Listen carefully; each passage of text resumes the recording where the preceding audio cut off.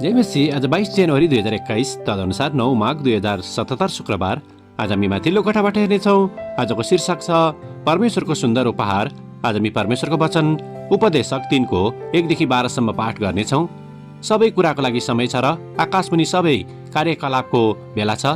जन्मने एउटा समय छ र मर्ने एउटा समय, रोप्ने एउटा समय छ र उखेल्ने एउटा समय, मार्ने एउटा समय छ र निको पार्ने एउटा समय, भत्काउने एउटा समय छ र बनाउने एउटा समय, रुने एउटा समय छ र हाँस्ने एउटा समय, शोक गर्ने एउटा समय छ र नाच्ने एउटा समय, ढुङ्गा छर्ने एउटा समय छ र ती बटुल्ने एउटा समय, अँगाल्ने एउटा समय छ र अलग रहने एउटा समय, खोज्ने एउटा समय छ र छोडिदिने एउटा समय, राख्ने एउटा समय छ र फाल्ने एउटा समय, च्यात्ने एउटा समय छ र मर्मत गर्ने एउटा समय, चुप लाग्ने एउटा समय छ र बोल्ने एउटा समय, प्रेम गर्ने एउटा समय छ र घृणा गर्ने एउटा समय, युद्ध गर्ने एउटा समय छ र मेलमिलाप गर्ने एउटा समय।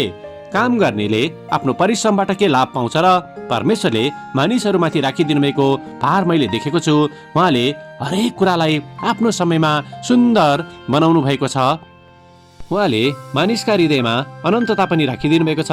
तापनि तिनीहरूले परमेश्वरले आदिदेखि अन्त्यसम्म के गर्नुभएको छ त्यसको गहिराईलाई बुझ्न सक्दैनन्। म जान्दछु कि मानिसको निम्ति आफू जीवित रहँदा आनन्दित रहनु र असल काम गर्नुभन्दा अरू असल कुरो केही छैन।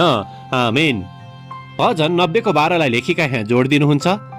हाम्रो आयु ठिकसँग गर्न हामीलाई सिकाउनुहोस् र हामी बुद्धिको हृदय प्राप्त गर्न सकौं। आमेन। लेखिका आफ्नो अनुभव र विचारलाई यहाँ यसरी प्रस्तुत गर्नुहुन्छ। एकछिन है, म यो पेज टाइपिङ गरी भ्याउँछु, अथवा म एउटा फोन गरेर आइहालेँ है। एउटा व्यस्त महिला पास्टर भएको नाताले मैले यस्ता कुराहरू धेरैचोटि आफ्नो श्रीमानलाई भनेकी छु। मानिसहरूको म प्रति धेरै आशा रहेको हुँदछ, तसर्थ उहाँहरूको सेवा गर्ने जिम्मेवारी मेरो पहिलो प्राथमिकता हुने गरेको छ। तर पनि उक्त एक पेज कहिलेकाहीँ 3 पेज हुने गर्दथ्यो र फोनको कुराकानी पनि कहिलेकाहीँ लगभग 1 घण्टासम्म चल्ने गर्दथ्यो र मैले आफ्नो श्रीमानसँग फुर्सदमा सँगै बसेर टिभीमा खेल हेर्ने समय प्राय छुटाउने गर्दथेँ। मेरा विचारहरू तर्कसङ्गत हुने गर्दछ, जसको कारणले म केही कुराबाट सजिलै पन्छिन सक्दछु। कुनै दिन सायद मैले मेरो श्रीमानको निम्ति समय निकाल्न सकुला भनी म आफ्नो काममा लागि नै रहन्थेँ। यद्यपि उहाँले मेरो व्यस्तताको बारेमा कहिले पनि गुनासो गर्नु भएन, तर उहाँले आफ्नो प्रेमिलो श्रीमतीसँग सुन्दर समय बिताउने धेरै क्षणहरू गुमाउनु भएको थियो। अन्ततः उहाँ 65 वर्षको हुनुहुँदा एक्कासी हृदयघात भएर बित्नु भएपछि हाम्रो यो छोटो समयको साथ अप्रत्याशित रूपमा अन्त्य हुन पुग्यो। उपदेशक 3 को 1 देखि 8 ले हामीलाई हरेक कुराको समय छ भनी सिकाउँदछ। तिमोथीलाई लेखेको पत्रमा पावलले पहिलो तिमोथी 6 को 17 मा परमेश्वरले हरेक कुरा हामीले सदुपयोग गरी रमाहाट गर्न सकोस् भनी बनाउनु भयो भनी लेख्दछन्। श्रीमान श्रीमतीसँग बिताउने समय पनि रमाहाट गर्ने एउटा असल समय हो।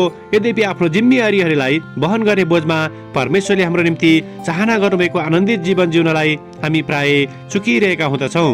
मर्कुसको सुसमाचारमा येशूले प्रियजनहरूसँग बिताउने समय महत्त्वपूर्ण हुँदछ भनी बताउनु हुँदछ।